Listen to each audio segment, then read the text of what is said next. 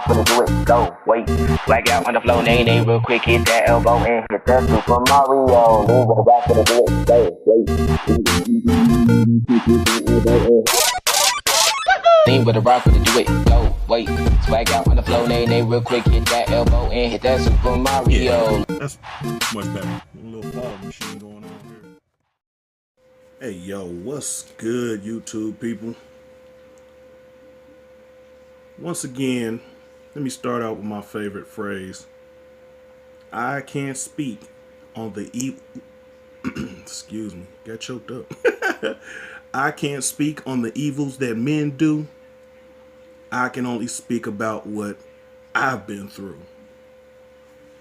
With that being said, my talk today is about things you want to learn or try to focus on in your first year out here driving. So, hold up, let me address one more thing. Somebody said to me recently, it's like you're always making your videos from home. I'm a regional driver. Sometimes I get through the house. I'm definitely here on the weekend. That's the way things work for me. But when I'm out on the road, I could make time to make videos, and I made videos, a couple of videos from out on the road. And when I'm out on the road, my mind is so all over the place that I can't really focus on the things that I want to talk about. Sometimes I have to write things down, like things that I want to discuss. So that's why I make my videos from home. But trust and believe, I am a truck driver, and if it's something that is really bugging people, then I'll make a couple videos from the truck and then make the rest of them from home, just so your mind can be at ease. Anyway, let me get to the meat of the subject for today. Your first year, things that you might want to focus on while you are out here. In your first year, backing is vital. The more places that you can get into that are difficult places to back into, it's a lot of grocery warehouses that have tight backing areas. Don't be scared to learn how to back, to get into the most difficult situation that you can be in when you have somebody with you. While you out here training, that's going to be one of the biggest things that your trainer might want to try to get you to focus on, is learning a proper way and a comfortable way to learn how to back. It's not only going to be at docks that you learn how to back. When you get to some truck stops, you're going to have to back into a space. You got to learn quickly how to back into a parking space, because a lot of these truck stops now that they got electronic logs, truckers are having to stop, and the spaces just be filled up. So you get in there and you're going to have to learn how to learn how to back correctly without tearing up a whole bunch of people's equipment. So that's going to be something else that you want to focus on. Find out when your company's peak seasons are. What part of the season is their peak time, and learn that that's when you want to run your hardest. When your company knows that you are one of the drivers that they can depend on to get loads somewhere on time, especially during their peak season, that's going to help you out in the long run. With the season being the way that it is now, learning how to drive in crappy weather, snow, ice conditions, heavy winds, rain, thunderstorms, lightning. Any chance that you get to drive in those conditions, you should go ahead and do it, because that's all part of the learning process. You want to do that when you with somebody. That way, if you get in a situation, then you got somebody there to help you out. It's difficult when you're in a bad situation and there's nobody there. You kind of get in panic mode, and guaranteed that when you get out there by yourself, things are gonna go sideways, and you're gonna have to learn how to work through them. But if you have the experience of somebody else that's already been through that can help you out, maybe you'll be a little bit more calm in your situation and be able to get out of it. Night driving. Try to drive as much as you can at night to learn how to train yourself not to get hypnotized. Watching the lines on the highway as you're going, learning how to divert your eyes when there's bright lights on the other side coming at you, learning how to divert your eyes. That's going to be something that you're going to have to learn to train yourself to do. You don't want to squint and be looking at it still. And all kinds of crazy things can happen.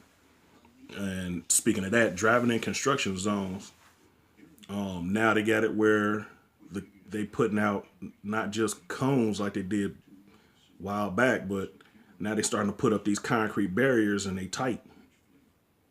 You know, you got to be exact on your lane. If it's 2 lanes and it's a concrete barrier on their side and it's close, and it's a concrete barrier on your side and it's close, you got a truck over there that's trying not to hit the wall on that side. You try not to hit the wall on this side. It can get pretty sketchy. It's tough. But the more you put yourself in that situation and learn where to run your truck at in order to stay on your lane, the better off you'll be. Maintaining your lane goes along with that same thing.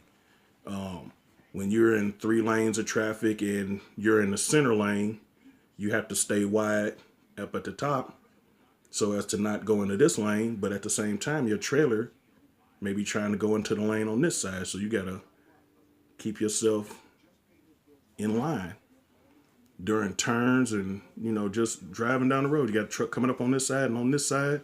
Don't freak out. Just maintain the center of your lane. Hopefully they'll do the same thing and you can keep on going. Speed limits in construction zones. That is vital because the police are not playing.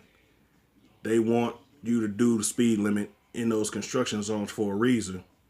If you're going 60, 70 miles an hour like you see a bunch of guys when you get out there, they're going to be doing it. Don't fall into that. Do the speed limit that you're supposed to do, 55. And if they slow you down to 45, do that. It's a reason for it. Because sometimes you get into S turns, and the faster you going, the more problems you're going to create for yourself.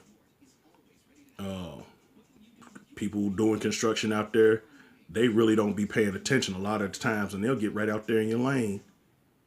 If you're going fast and you can't stop or be watching out to move out their way, you're in a lot of trouble.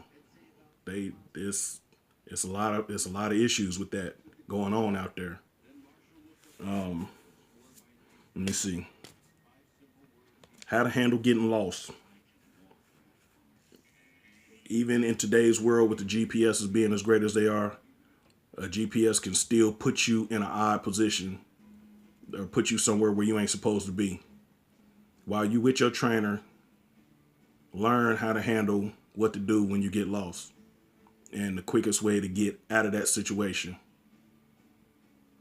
I'm not going to speak a whole bunch on that, but that's important. What to do to get lost. Don't panic.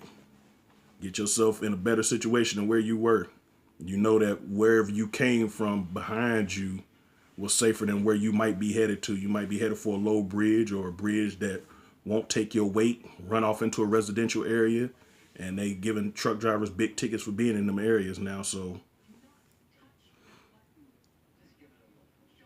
yeah, I think that's about it. I'm running up on my little time limit here. Just keep those things in mind and focus on some of those things in your first year and practice and go through them as much as you can. It's scary at first, but the more you do it, the better off you'll be. All right? So live with no regrets. Thanks, man. one more thing I forgot to mention. Sleep. Your sleep time is gonna go bananas as a truck driver. Cause you never know what time of day or night you might have a little bit of downtime that you'll be able to sleep. There is no set schedule. One day you'll be driving from 9 o'clock in the morning to 9 o'clock at night. Well, 7 o'clock at night. Let's be legal about it. And then the next day, after you take your 10-hour break, you might be up immediately. Have to break out at 1, 2, 3 o'clock in the morning. Or be shutting down at 1, 2, 3 o'clock in the morning. Your sleep schedule is going to be all over the place. Know this going in.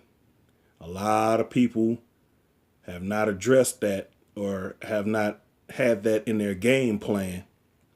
Yeah, you can come out here and get money. Yeah, you can drive at night. Yeah, you're good at this. Yeah, you're good at that or good with that. Sleep is something that's going to be a luxury after a little bit. You ain't going to be able to wait to get home into your own bed with your own comfortable pillows unless you spending hundreds of dollars on a memory foam mattress for your bunk in the truck. Get you some get you some good comfortable sheets, a sleeping bag, or whatever else you gotta have. Go out there and buy you a memory foam pad to make your bed comfortable, because when it's time to sleep, sometimes all you get is a 10-hour break and then you got to be right back at it again. So that's something that I accidentally left out. I forgot about that. But knowing your first year, sleep is going to be something you'll learn.